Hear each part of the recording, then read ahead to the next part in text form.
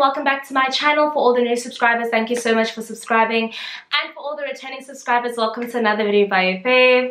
Okay, so today I'm going to be doing a video that has been highly requested from me, but I just didn't want to do it because everybody was doing it at the same time and I felt like it was going to be boring. But because Good Sis runs out of content every now and then, I decided I would do it for you guys. I'm going to be doing the assumptions tag today. I know that a bit early on in the day I asked a couple of people questions. No.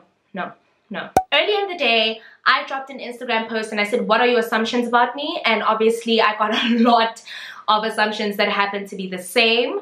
There were some assumptions that were a bit different, and I'm just going to answer all of them today. So if you guys want to see what the assumptions about me are, then keep watching. Let's start. First assumption. You realize that hard work pays off.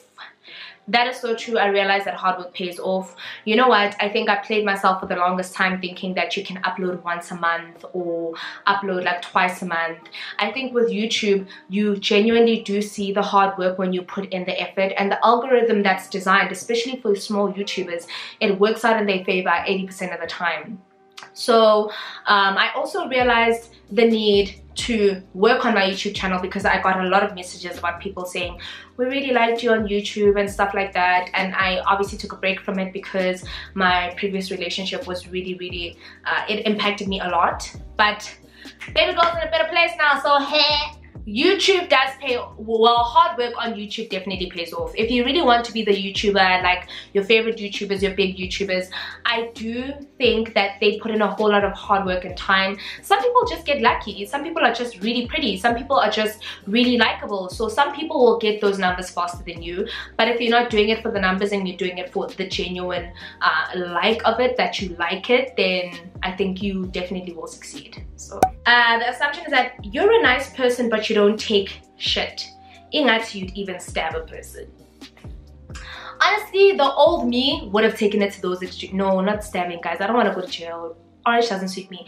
But the old me would have definitely, like, I'm a very nice person. I'm really nice, I'd like to think. Is that what my friends think of me? Anyway, I'd like to think I'm a really nice person, but you're right. I definitely do not take crap at all from anyone about anything, regarding anything.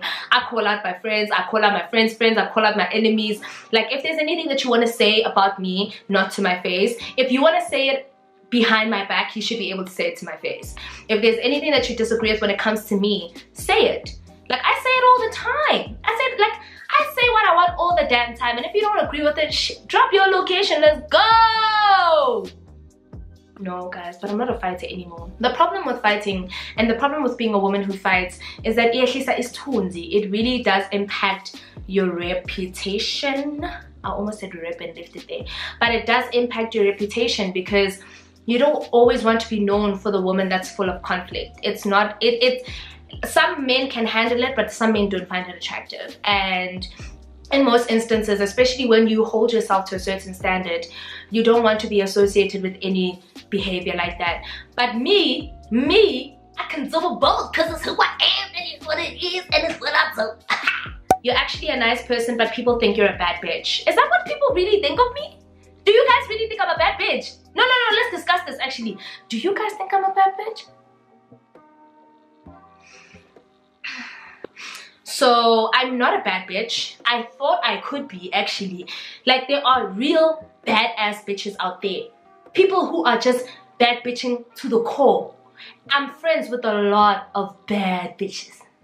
I'm friends with a lot of baddies, but I'm not a baddie. And all my friends know that I'm really like a soft soul. Like, I know nothing about the streets. Nothing. You're loud, funny, and orata jwala. Yes, and yes. Those three are alright, but I'm trying to let go of the third one. You're naturally, okay, the next one is you're naturally smart as an A student smart. That's very true. Like, that's very true. Like, guys, I know what I'm doing here. School wise, school, yeah, me. And you know what the funny thing is, before my mom died, and can we just confirm this, that every time I mention my mom in my videos, I'm talking about my stepmother, okay? My real mom is in heaven with Jesus. Anyway, before my mom passed on, I never used to study. I was a vandal. I used to get 50s and 40s and 50s and 60s sometimes. But when my mom passed away, life changed. I had a chance to live with my dad, and my dad is like he's an overachiever. So living with someone like that was really, it impacts you a lot. You understand what I'm saying? And the thing is, having a sister like my sister, who was always like deputy girl and this and this and that, it was like, could you calm down, please? Like, you're giving me a bad rep at home. So yeah, I didn't realize how much I actually love studying until I got to grade 10, grade 11, and then from there it's just been uphill. So that much is very true. You're from a rich family. Your dad is rich. Can we just discuss what rich means? What does rich even mean? Okay, yes, that's how I see it. I see myself as completely poor. Like, I have nothing, guys. Everything I have, this camera included, this tripod, this house, this everything, it all belongs to that old ass man. I, on the other hand, all I can offer you is my smile, my great personality, you know, like, what up? But no, I'm not rich. Mara yana shem yes in angas. I don't know his bank account. Maybe riches, maybe wealthy angas. The next one is, you are kind of hood and kind of classy because you need a little bad bitch. Well, I'm very classy and very hood. Like, I don't think any man wants to be with a woman who can't adapt to the situation. And if you guys are, oh, what is this, like, could you shut up, please, sis? I am very hood and I am very classy, and I like that about myself. I like the fact that I can adapt in different situations. You can put me in the middle of Alexandra and you can put me in the middle of Santon. Trust and believe, good sis won't flinch. Oh, actually, you can put me in the middle of Alexandra, then go put me in Milan, Italy. There, trust and believe, good sis won't flinch. Did I tell you guys Italian men wanted me back in 2016? They were crying over me! Crying real tears!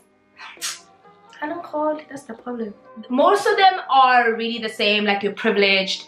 I am privileged, and I talk about it all the time, how grateful I am and blessed I am to be in a situation where in times like these I get to study further, I get to pursue my dream without that, you know, financial strain on my back. But trust and believe that that privilege comes at a price, especially in my family. Like, my dad is the type of father who, he will be the parent that gives you everything, but he will also be the parent that grounds you a lot. Like, my dad can throw punches, dude. I remember when I failed one unit. No, okay, let me not lie, I failed 3. I failed 3 and I passed 7. And I was like, no, Papa, I failed 3. And he's like, but it's the same as failing, was you fail. Yo. So I've got a dad who's like that, and I think it made me the tough woman that I am, but also it made me the stone cold woman that I am. You understand what I'm saying? I have a parent who's very, very, there's no gray area with my dad. Everything is black and white, and if you failed, you failed. Like, there's no, but past 7 young, easy. And my dad is a Scorpio like me, so the words, guys, they're very harsh.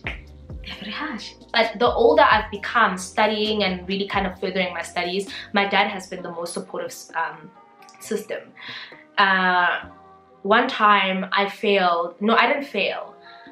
My lecturers gave me a distinction, and then they took away marks because I had a pretty high what's this, turn it in. I yelled, guys. I screamed, I cried. My dad's like, but at least you passed. I looked at him with disgust.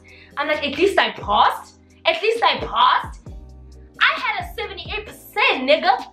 I'm trying to go for Dean's List, nigga. I need you to support me.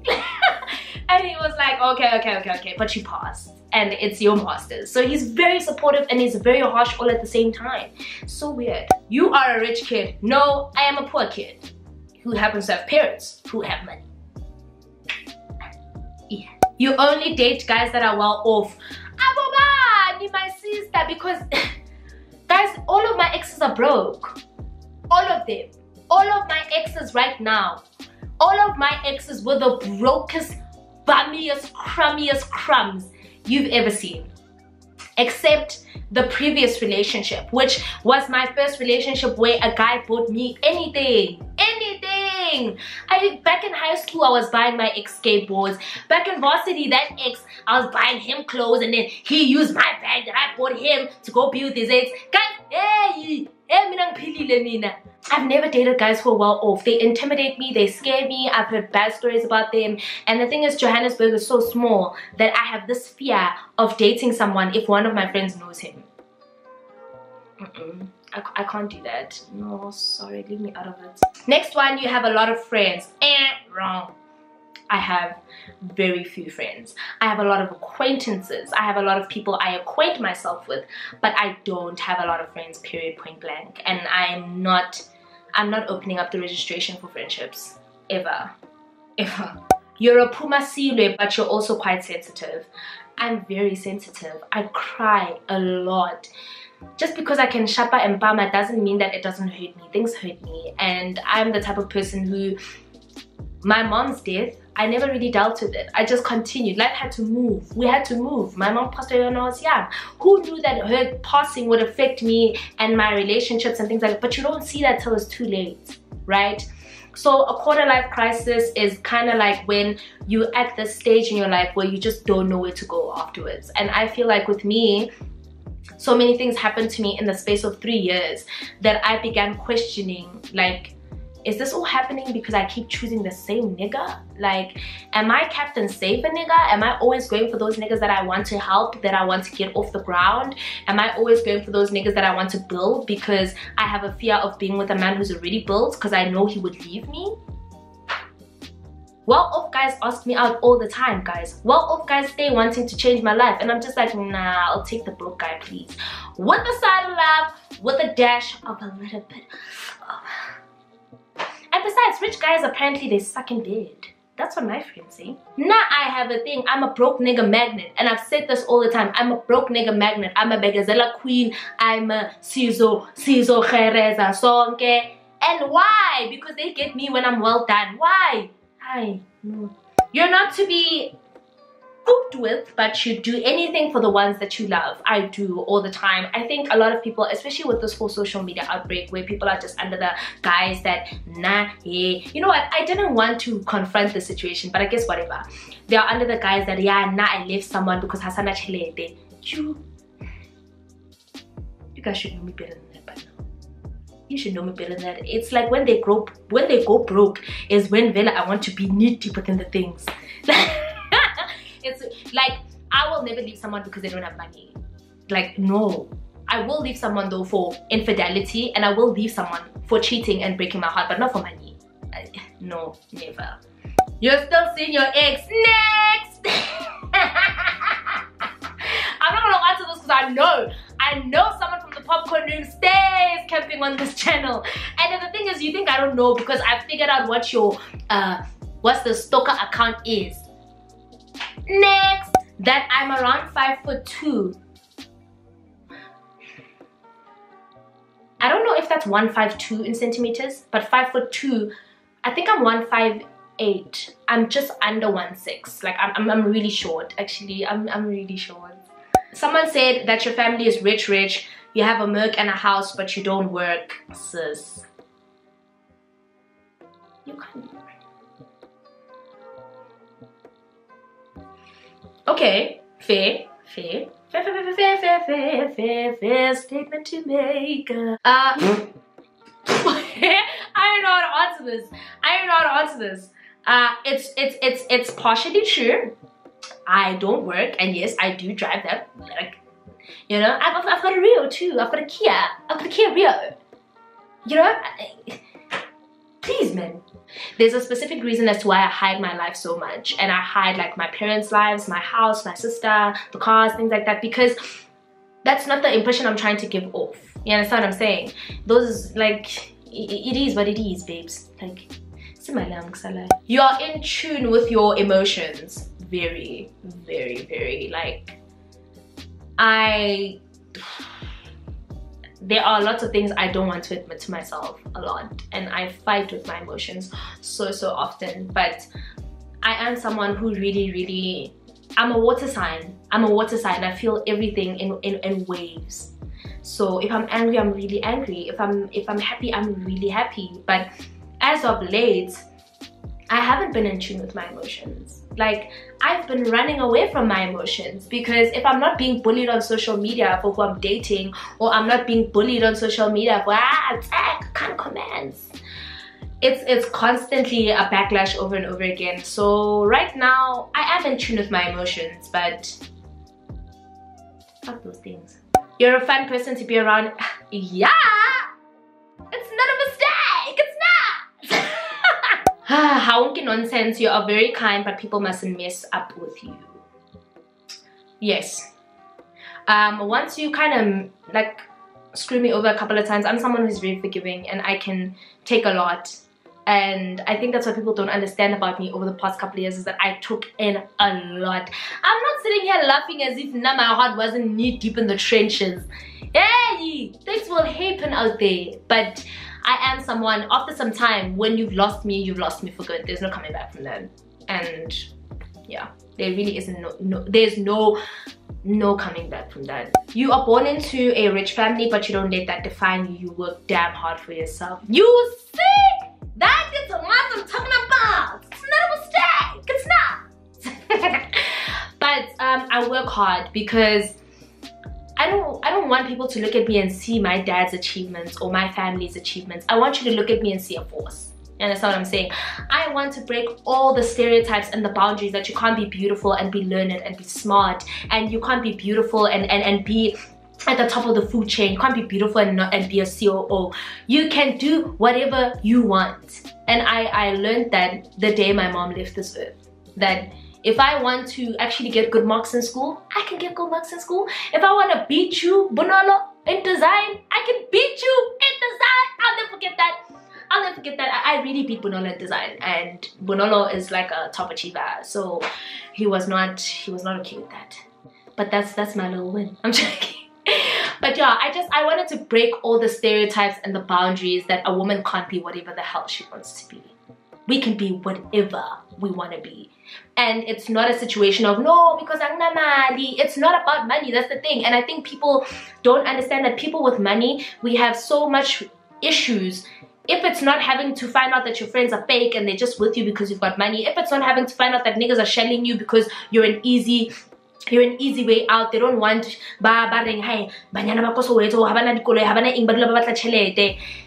you never really know what people's intentions are with you when you have money. That's the thing. Or when you come from a family with money, you never know. So you kind of step back and you kind of like want to do everything for yourself. It's constantly needing to validate yourself around people in an instance where money is involved. You know what I'm saying? Like, if it wasn't a situation of guys,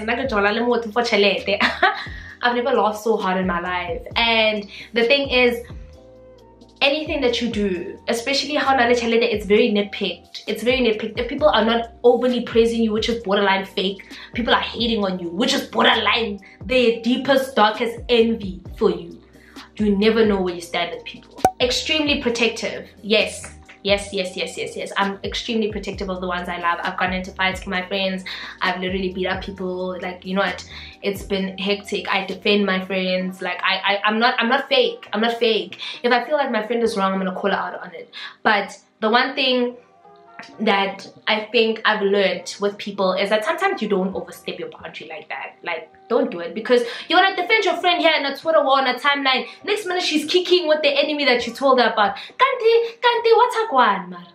Like, anyway guys, that's it. Thank you so much. Those are the end of all the assumption tags. If you guys have any other questions that you'd like to know, to ask, or you have any other tags you'd like me to do, please comment down below. Thank you so much for watching. Thank you so much for supporting. We are on the road to 20,000 subscribers. Let's hope we get to 20,000 before the lockdown ends. So please make sure to share the video